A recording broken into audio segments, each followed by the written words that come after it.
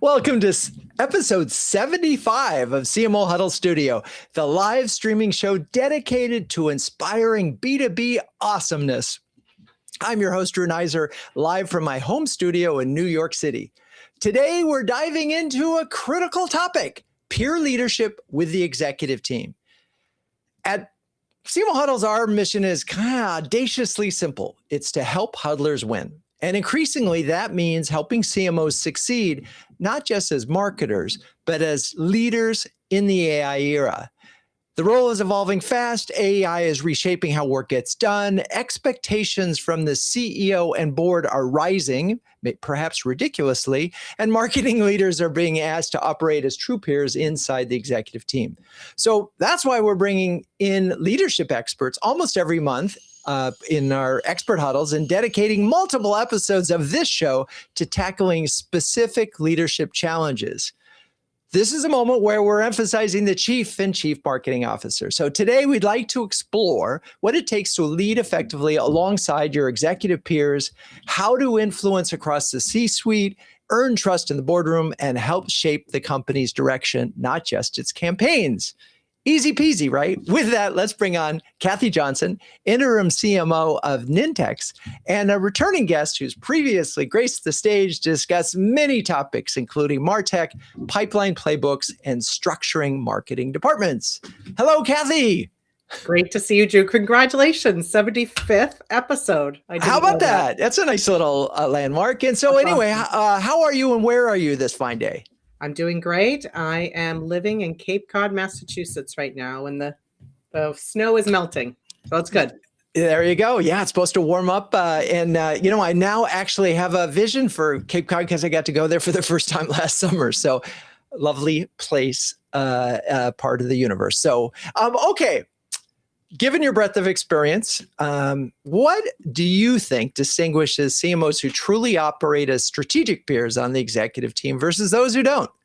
Yeah, I love this question, Drew. And I actually took the opportunity, because I've been at Nintex now for 3 months. So I took the opportunity to also poll all of my peers and incorporated their feedback in this as well to see, am I aligned with them? And I was, and that was a good sign. Yay! But I really bucket the thinking as well as their feedback into two areas. One is that a strategic CMO is owning more than just the marketing plan. And I'll talk about that in a second. And then the second is, and this came through a number of my peers, is, a strategic CMO is connecting all of those dots across the functions. So on the first one, doing more than just the marketing plan, had a lot of discussion with my peers around, looking at the growth model overall, not just talking about MQLs, right? Not looking at marketing in a silo, being really focused on how do the business overall, understanding it, and then where do we win and how do we go win more? And really focusing on that piece. So yes, understanding all of the basics that you do from a marketing perspective, but thinking also broader than marketing alone. And then on the other piece around connecting all the dots, that's all around how a strategic CMO really proactively surfaces gaps and inconsistencies across the whole organization, not just within their own org, and creating that no light between us, between the CMO, CRO, CPO, and CFO, really being one team to win for the company. I love it. First, I have to applaud your bravery for going to the peers and just flat out asking, especially since it's like, how am I doing, guys? Exactly. Good for you for doing that. And the thing that I just punctuation points or maybe a pin in that I wanted to put, one is the broader purview, whether you like it or not. If you don't hit the revenue numbers, you lose, whether you have, quote, the best marketing in the world. So that broader purview is really important. The connecting the gaps one is one where I'd like to go a little bit deeper, because theoretically that sounds exactly right, but it feels like it's harder. You might have a good relationship with your salesperson, and you have to, and you've actually, as Kelly Hoppy likes it, you've convinced the sales team to love marketing, and you've gotten that far. But it's often hard to have customer service, CFO, because you're measured differently. So how do you connect those folks? And in some ways, it's the job of the CEO to do it, but I love the fact that you're accepting responsibility as a CMO. Yeah, and interestingly, that came up from two of my peers responded with that as an important factor. Like, how does the CMO look outside of the marketing purview alone and come to the table with, hey, I'm seeing this gap. Can we talk about it? Right? And I think that's the role of every member of the C-suite, ensuring that, hey, I have this saying that I borrowed from someone many years ago, shipmate self. Like, make every decision based on the ship, right? And every member of the C-suite, CMO included, should be thinking about the ship more than just their own individual silo.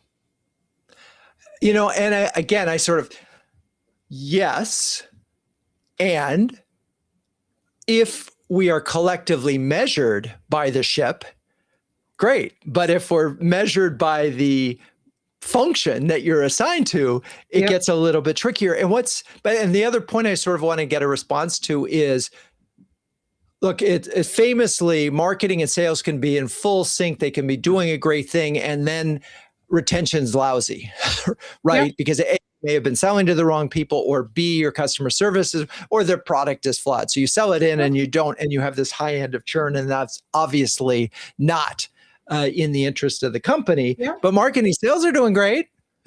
Yeah. But Drew, one of the things that's so important to note, and I love that you go back to how are people measured, right? Because that's how people behave. I wouldn't know of any CMO whose their bonus or their equity isn't tied to overall company performance in some aspect, right? Nobody's bonus or equity is only tied to, did marketing deliver?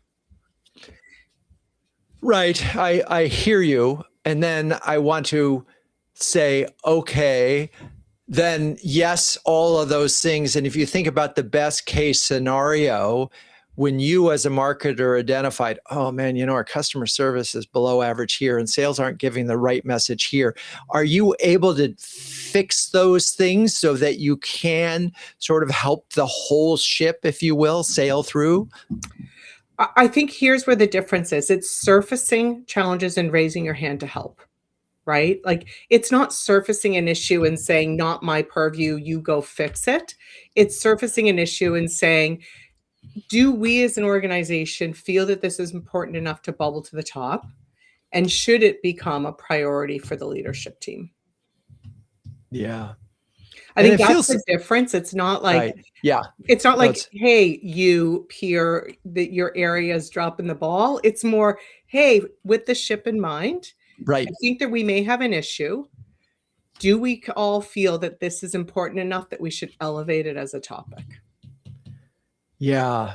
And in an ideal world, that those issues get surfaced in the strategic planning process, which a CMO can play a profound role in, right? And I think that's really where that opportunity is, set that agenda and make sure that all of those things, for marketing to work, everything else has to work too. Absolutely. We're all interdependent, which I think is also really important.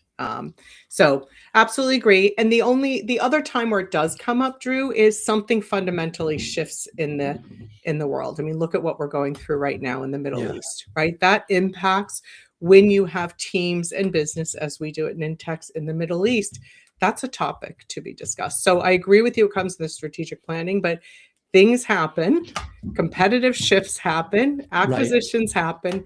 And so it's not just at that time. It can happen at other times as well. Yeah. And we've had conversations here where CMOs are revisiting their strategic plan every 3 to 6 months now. And that's just a sort of acceptable case because there is a new entrant in the marketplace, or there is this external factor, or there is this sudden SaaS isn't what it used to be kind of thing, right? Whatever. And so there are these factors. Okay. All right. Well, thank you for setting that up really, really well from an alignment standpoint and a connecting standpoint. Now we're going to bring in Lorie Coulombe.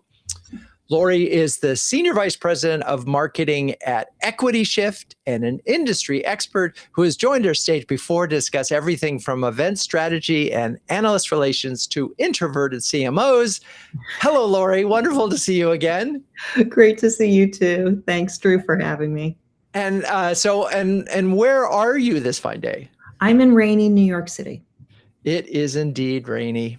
Indeed. Yes, but we're cheery here in the studio. We are. So from your vantage point, I know you're at a smaller company. It's a smaller team. And I think that's an important part of it. What's effective peer leadership look like when you're sitting at the table?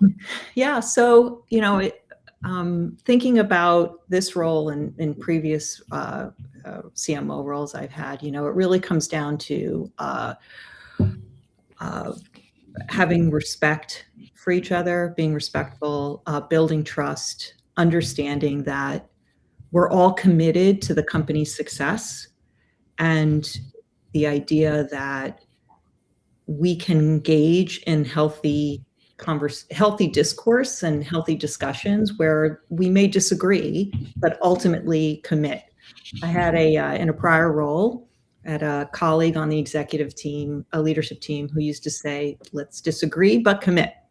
So, that helped with decision-making. But I wanted to say too, I think, flexing your EQ along with your IQ, and, understanding and being prepared and understanding the folks in the room with you, your peers on the leadership team. And something Kathie said that I was thinking about as well, as CMOs, you need to own more than the marketing plan, and identify gaps and be active participants in discussions about companies' business priorities, performance metrics, where we're challenged, and really use your voice and share your opinions as well, because you're not meant to be a silent participant on the executive team. You're meant to work with your peers to commit to the company being successful.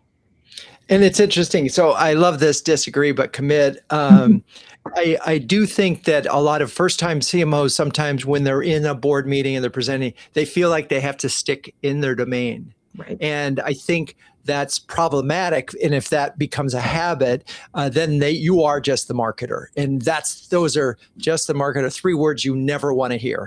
Yeah.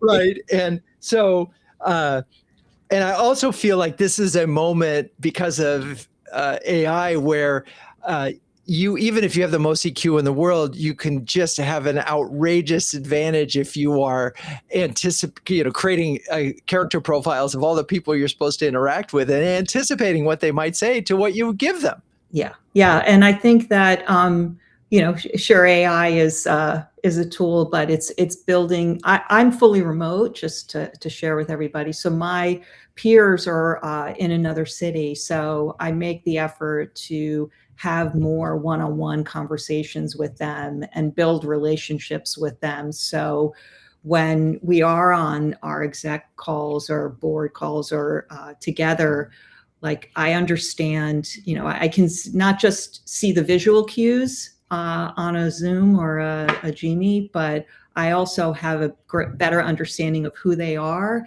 and what motivates them and how they approach being on the leadership team at the company. Yeah. And boy, understanding their personality so matters. Mm-hmm. It really does. There's, it's like, I want to know, what order, were you an only child? This would be a really good time for me to understand that. Were you the youngest or the oldest? And were you stuck in the middle? And if you're stuck in the middle, do you have a complex about that? But so it's just funny. Those things start to matter. They do. So that's an interesting thing. I'm wondering if you've had, other than what we talked about, which is one-on-one and getting to know them and building up these relationships that brought, if you can it's disagreeing but committing sounds easy, but it's a lot harder because, look, if you disagree, for example, on a product launch and you're the marketer, right, and you're in fact, right and they were wrong and you go forth with it, you're going to fail. And then it's still going to blame marketing. So how do you know when you're on these disagreements, when do you fall on your sword? When don't you? And how have you worked that out with it in the past? Yeah. So, I've tried in the past first of all, understanding the things that will trigger peers on the leadership team, trigger my CEO, for example, what I know is important for him or her. And I also know when to step back in a group meeting and maybe bring the conversation to a smaller, like one-on-one, to say, hey, we need to talk about this separately, because Right. maybe you're not seeing that this product launch not only impacts the dev team, but impacts how we talk about ourselves, how our sales team will be able to potentially sell this or not. There are greater ramifications. And I've been in meetings where I've said also, like, we can talk about it here, or we can take it to a smaller group. And then having done that, when you take it to a smaller group, are you finding, because now it's not the show in front of the boss, it's just you and this person, and you're sort of trying to work it out, that actually has really helped you? Well, I don't always win. Let's just say that. But it has helped me work through some of the details and make sure my voice is heard and my perspective is heard. So, we try our best. We don't always win, but we have to advocate for our business, and understand that, I'm going back to performance, I'm being held to certain performance metrics and standards. So, I have to make sure that I represent that in conversations, whether it's in the larger executive leadership team or in smaller. Yeah, I do think part of this is knowing little things versus big things, right? There are things where if the strategic direction of the company and the positioning of the company is wrong or doesn't resonate, those are things where you probably, if you're not going to fall on your sword, you better, you're going to be a dog with a bone fighting for it. Whereas there are other things that you can probably just disagree, but you recognize it's not going to be that big a deal. Right. And I think too, it's understanding that maybe it comes down to something as fixable as, resource allocation issues. And when you have those smaller conversations, you can get at the meat on the bone and figure out where we can problem solve together. Exactly. Okay.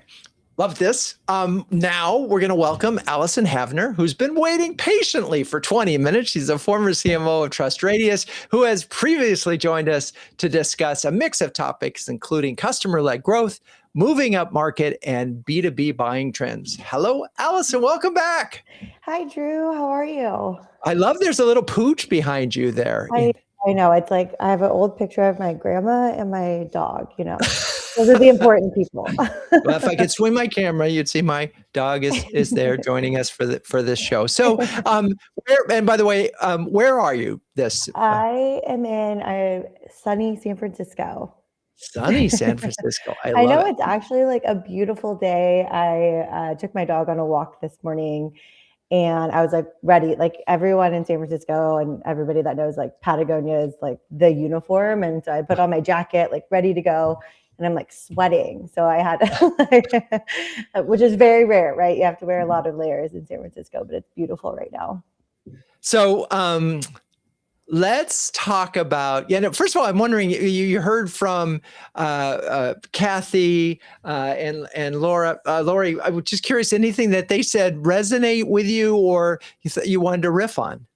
Yeah, I mean, one thing that resonated with me with what Kathie was saying, and I think this is really the CMO's mindset, is kind of like that business first, right? She really talked about thinking about the ship, and you're thinking about the business and having the executive team is your team. That's your first team.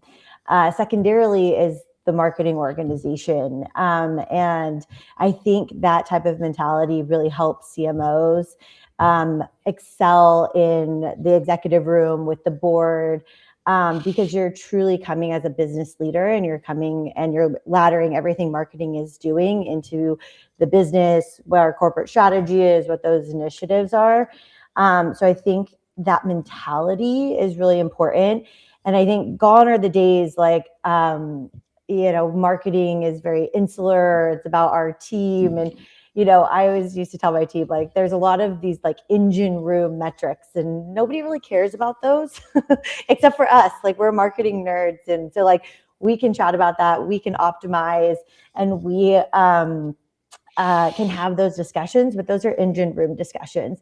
When we bring those discussions to the rest of the organization, we have to tailor that and ladder that into what they care about, what their bottom line is. So if you're talking to sales, or if you're talking to customer success or product, they have different incentives. And I think Kathie also mentioned this, they're measured differently. So what are we doing from a marketing perspective, that aligning cross-functionally and getting stuff done and driving results for them, that's going to improve their bottom line. And the CMO has to do the same thing, is like, here are these business metrics to get us to wherever our goal is for our company. And what is marketing doing to improve those metrics? And how do they all kind of like ladder in? So I think that was like, I think about that all the time. Because I think it's so easy for marketers to talk shop, and it's not that I shouldn't say nobody cares, but it's not, if you're not, also to Kathie's point, if you're not connecting the dots, Right. it's harder. Like, somebody that's not a marketer, that they'll have a hard time connecting the dots. So do it for them. Yeah. I think we're going to run this ship metaphor into the ground. But I love it. And so we're just going to, getting engine room metrics is perfect for that. But at some point we're going to have to get to the poop deck, and I'm not really sure what happens there. But anyway, who's driving this ship? They might ask. Let's talk about what's interesting to me is you grew up at TrustRadius, and you weren't the CMO, and you became the CMO through a journey. And I'm imagining that you sort of learned marketing, you learned leadership, you learned all as you were just, on this very fast ship that was TrustRadius before it got bought. So talk a little bit about, you didn't walk in there with all these skills. No, definitely not. My previous company, I was number 2 to the CMO. So I was learning really how to work cross-functionally, that cross-functional alignment, like being in the trenches with sales, but leveling up to a board and an executive team it's very, very different. And so when I started at TrustRadius, I was the VP of marketing, but I was still reporting to the CEO and obviously the board. And my goal was to become CMO.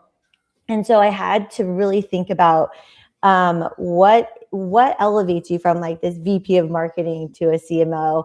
And I know that there's like a lot of differences and the way people and in the company and everything. And I really wanted to level myself up. And I think that was part of it, was, again, building my business acumen. And so the first thing I did was become best friends with the CFO, because I knew that really, if you understand the business metrics and you can talk about like, hey, these are the types of things that we're doing.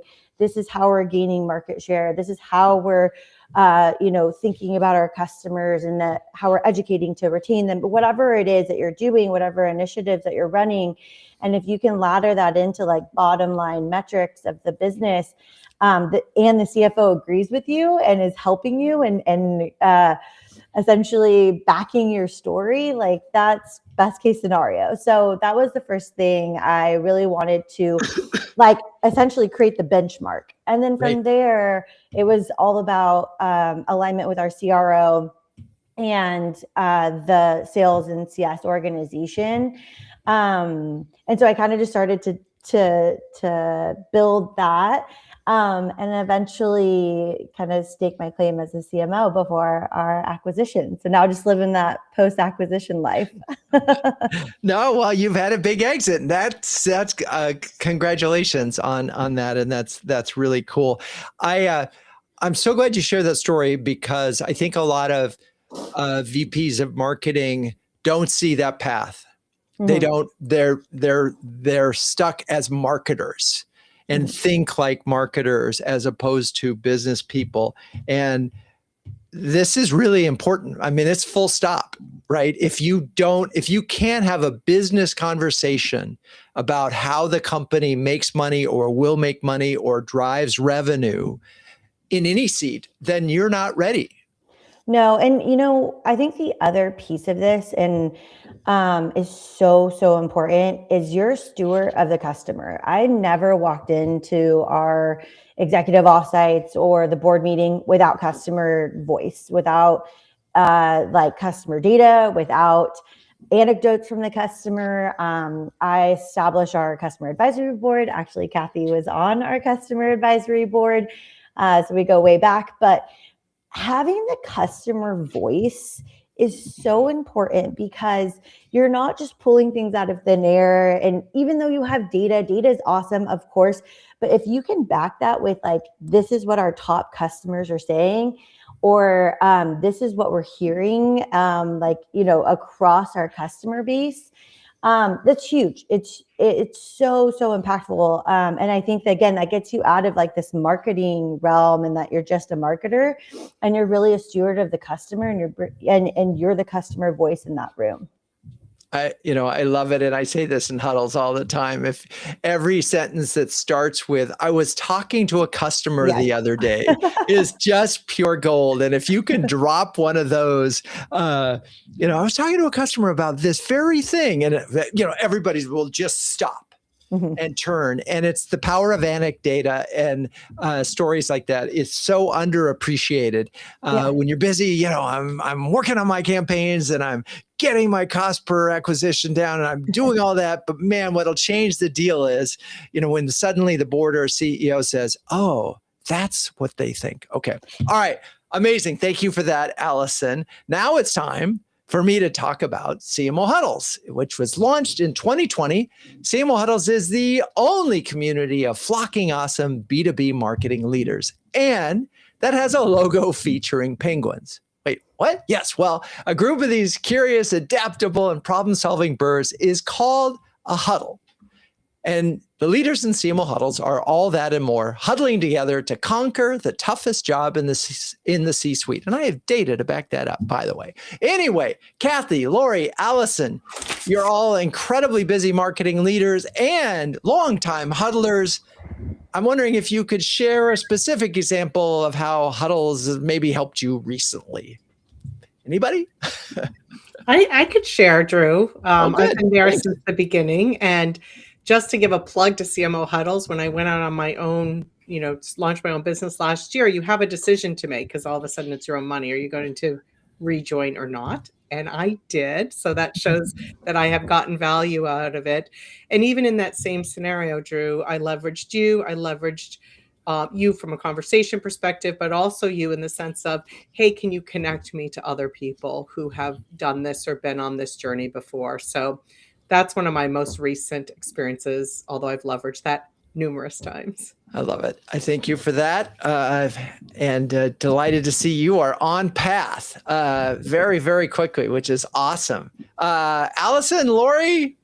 Yeah, I mean, you kind of mentioned this, but one of the first things I did was when I became a VP of marketing, as I started that new chapter of my career, was join CMO Huddles, and Drew and the entire group of huddlers have been so supportive in my journey and helping me grow. But recently, so post-acquisition, there's a great resource called the transition team. And it's like, how do you continue to build your brand? How do you go out and find a new job? And For someone that was in a seat for 5 years, you kind of forget how to do those things. And so it's great that there's multiple ways to really leverage the huddle, wherever you are in your career. So I've had just the greatest experiences over the last 5 years wherever I've been in my career.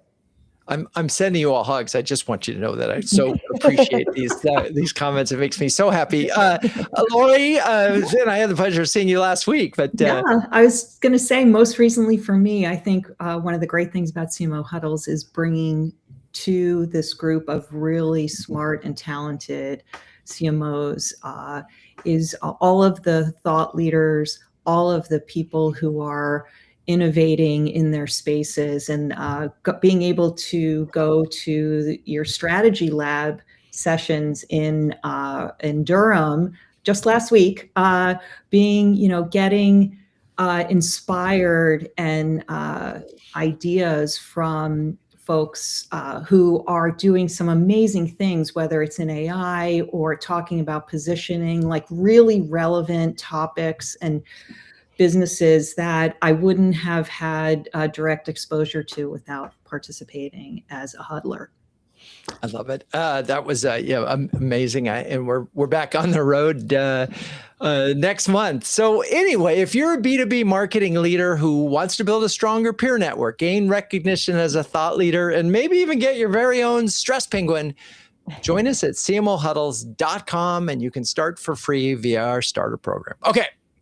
So we've talked about the happy stuff so far, but every once in a while things go off the rails, and this wasn't in the script, so I'm going off the rails a little bit. But so we're in a ship and we're in Drake's Passage, and it's really, really rocky. And I'm wondering if you've been in a situation where maybe it's a new salesperson leader comes in, how you've able to, quickly find the equilibrium, whether it's onboarding something or just dealing with that executive team outlier. Anybody want to jump on that? But, again, you don't have to talk about the most recent thing, and, we're not sharing, talking at school, but I'm just curious if you have thoughts on that. Because I know sometimes I have visceral reactions to focus, like, oh, don't do that. But right. I can go ahead, jump Lorie. in here through the context of, the one book that was really helpful for me was The First 90 Days by Michael Watkins. And one of the chapters was on, creating alliances and, but also understanding, and identifying like who will be a supporter of yours, who could be person who objects to you and what you're doing. And I think, who could be persuaded, and I apply that in my role. And I think trying to identify this outlier, and then, again, going back to something I said earlier, connecting with them one-on-one. And, you may never agree, but at least having the book and having Michael Watkins' thoughts on it really has helped me navigate just overall relationship building at the executive level. Yeah, I'm glad you mentioned Michael. We had him for an expert huddle, and I still consider that one of the best business books ever written. Not just First 90 Days, but it's just such a great framework for thinking about it. Anybody else have thoughts on that sort of the rogue team member and how if you have been successful at lassoing them, bringing him back on the ship?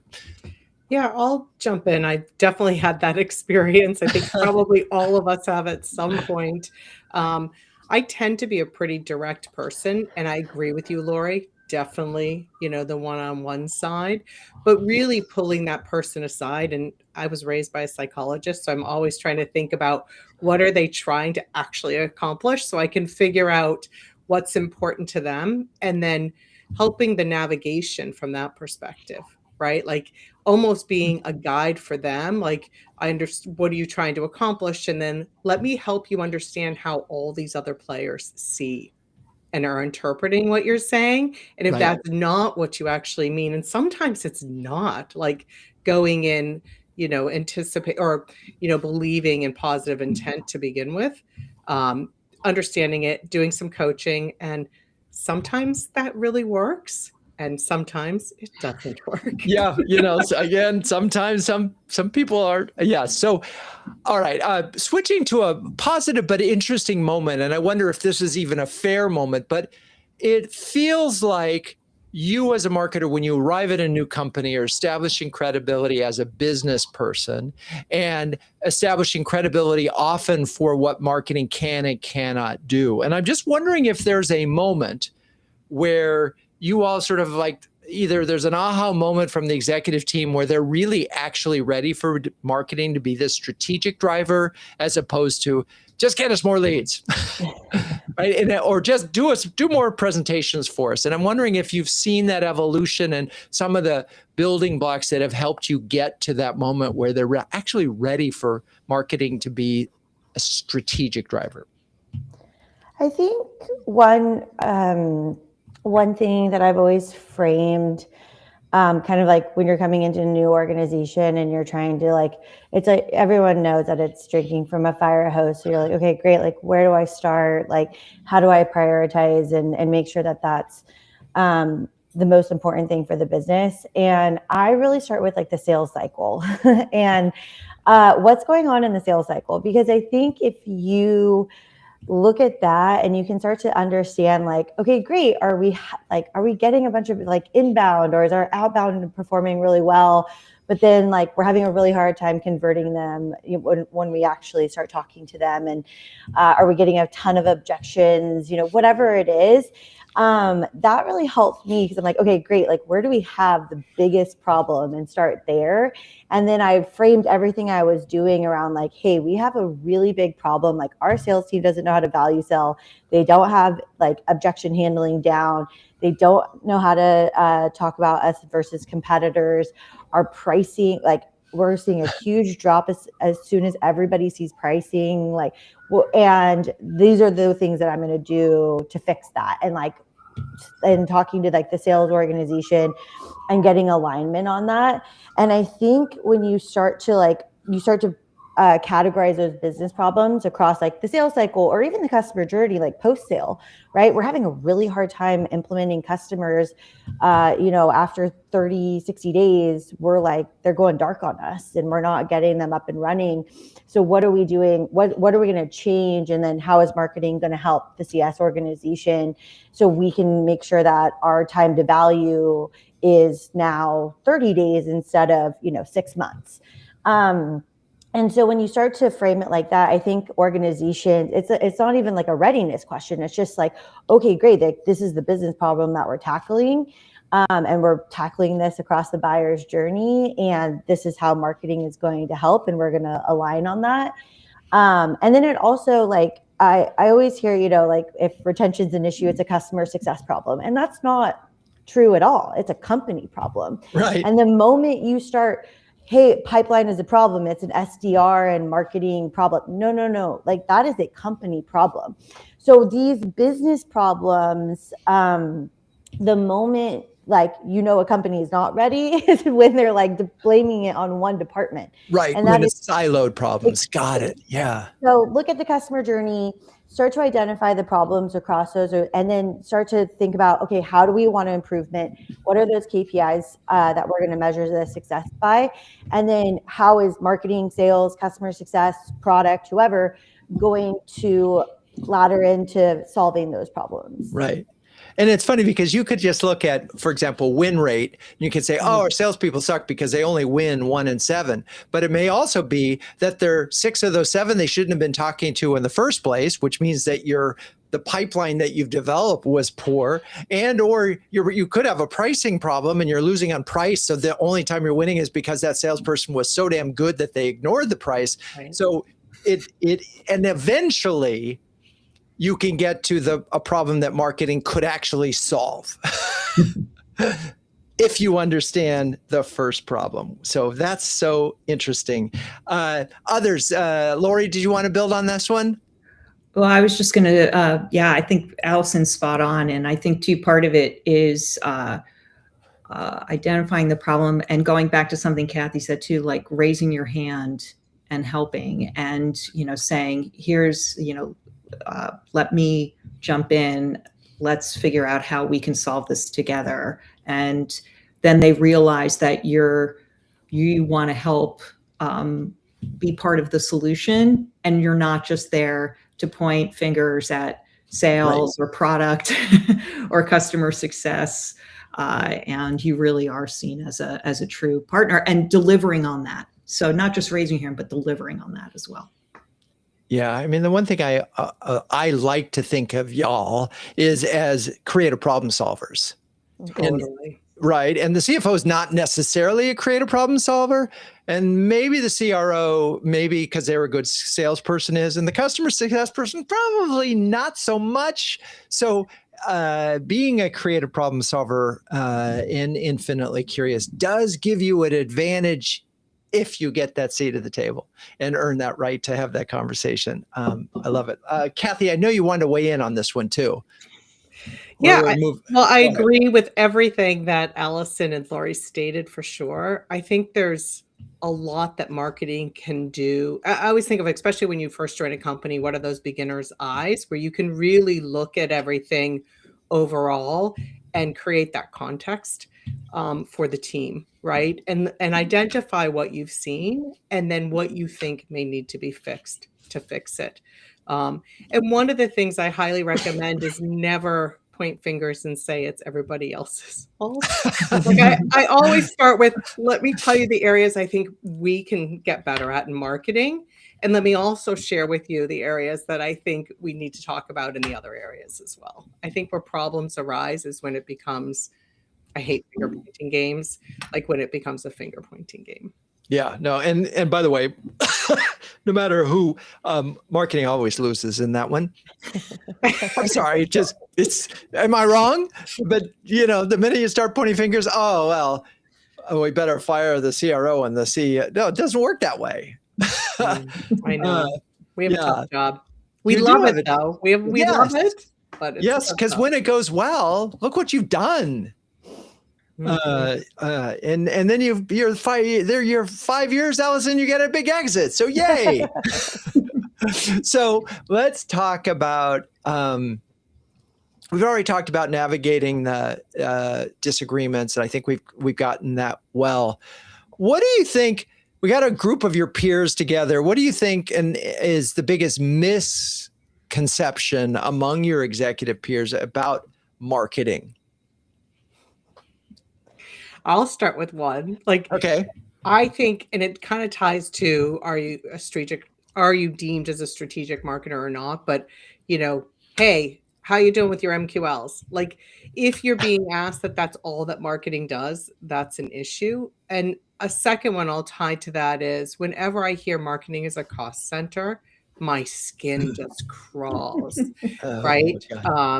And that to me is a pretty big red flag. I've got a lot of coaching to do on that one. And are there still a lot of companies out there that have MQLs as a stated goal and will hold CMOs responsible for that? Drew, in my role as doing what I'm doing with fractional, it's surprising to me how many are still building MQL plans and report to the board about MQLs. Wow. Mm-hmm. I think it takes a lot of education. Like, think about how long it took. It took for this MQL model is very linear. Hey, this is the conversion rate. You have these MQLs, and they turn to SQLs, et cetera. And that took a lot of educational. And now that playbook needs to be completely thrown out if it hasn't been already. Marketers know that, but part of our job is to now explain what that new model is and how are we measuring success. And I think one example that, again, kind of going back to one of my first points was here are the business metrics. Here's how we ladder into that. But I think when we were really focused on a different persona and we had classically sold to like customer marketing, et cetera. We were building out some more demand gen cases.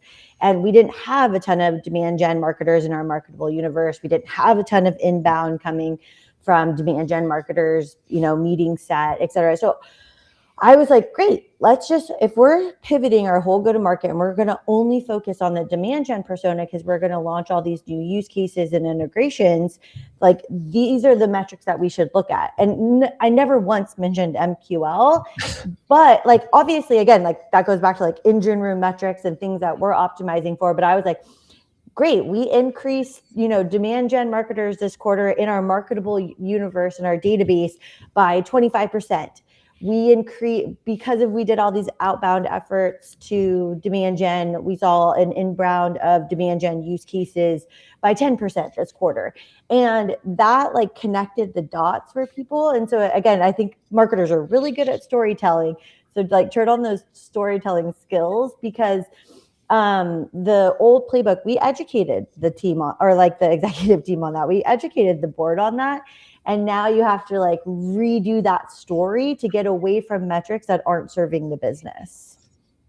I love it. I'm wondering, Lorie, we've talked about misperceptions of MQLs and marketing as a cost center. Was there another one that biggest misconception that you've encountered? Yeah, I'm encountering and hearing about more frequently now is how much can AI do instead of hiring people. So having that conversation about the role of AI to supplement or replace marketing resources is definitely hot right now. Yeah, and I want to bring that one back to the whole team here to talk a little bit about that. I did want to though before we do that is cost center, Kathie. I've heard that a lot. It's still out there. CFO often thinks of it that way. Not an investment lever. Have you found that you have ever been able to actually convince a CFO to move, who saw it as a cost center, to become an investment and part of a lever that they can pull? And if so, how? And I don't know about 100% move, but one of the things I always do in the very first meeting I can with the CFO is I actually bring in ROI data, because I want them to know from day one that I look at this as a business, because it goes down to how do you build that trust and confidence in them. And then every time I talk about what I'm doing, I talk about it from the business outcome. I actually look at closed won revenue and pipeline. Like I never talk about anything before that with the CFO. Have I 100% moved? No. Like think about it. They've been doing this in their role oftentimes for many, many times, and they've been trained and educated that way. But have I chipped away at it a little bit that maybe the next CMO takes it a little bit further and the next one a little bit further after that? Absolutely. Well, and we all know what success looks like is when the CFO comes to you and says, "Hey, I got an extra $1 million.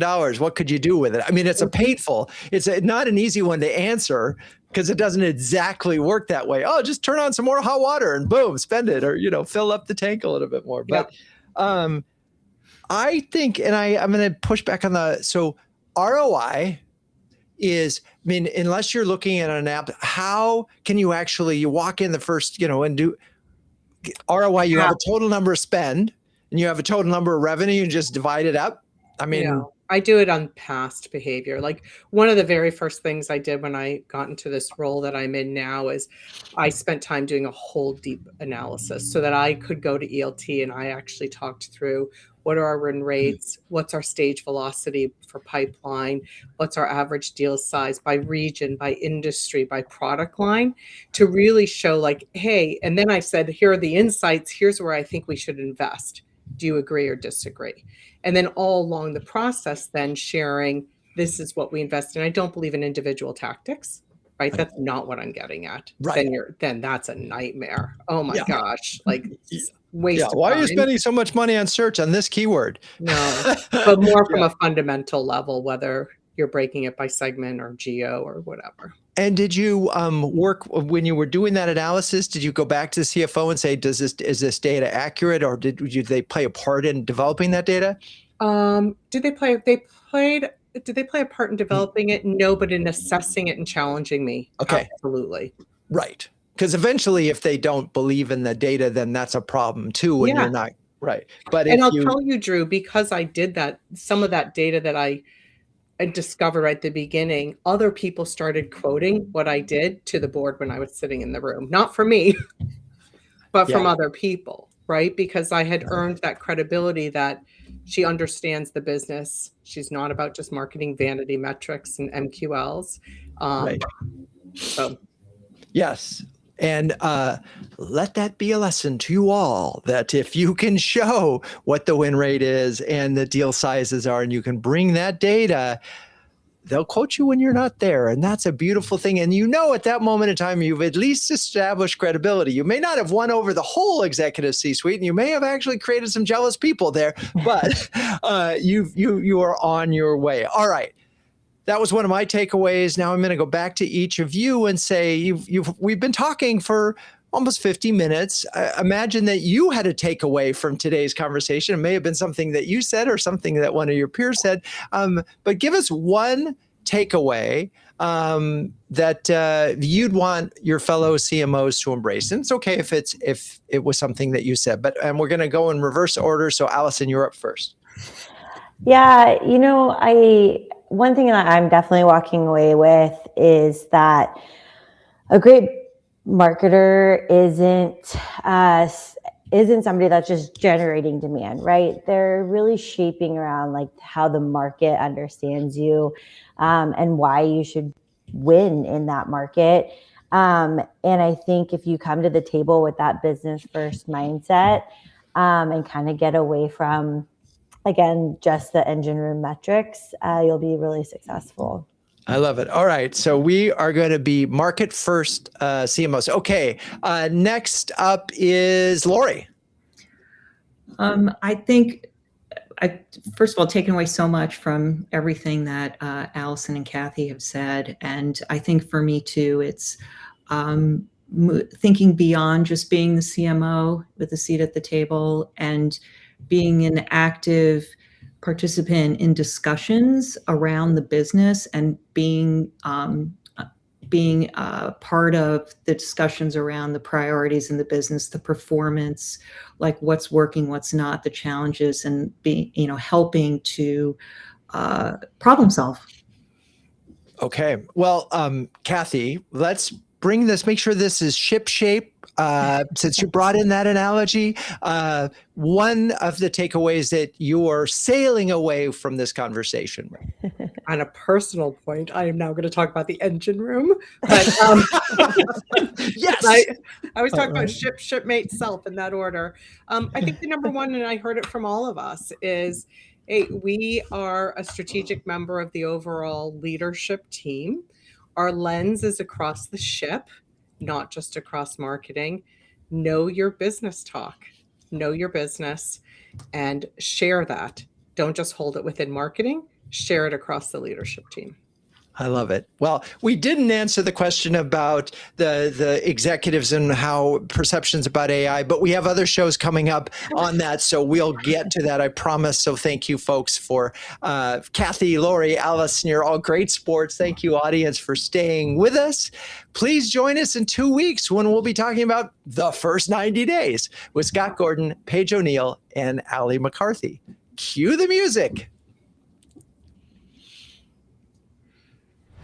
CMO Huddles Studio is produced by Melissa Caffrey. Our production assistants are Laura Parkin and Ishar Cuevas. If you'd like to learn more about CMO Huddles, please visit CMOHuddles.com. I'm your host, Drew Neiser, and until next time, keep on sharing, caring, and daring each other to greatness.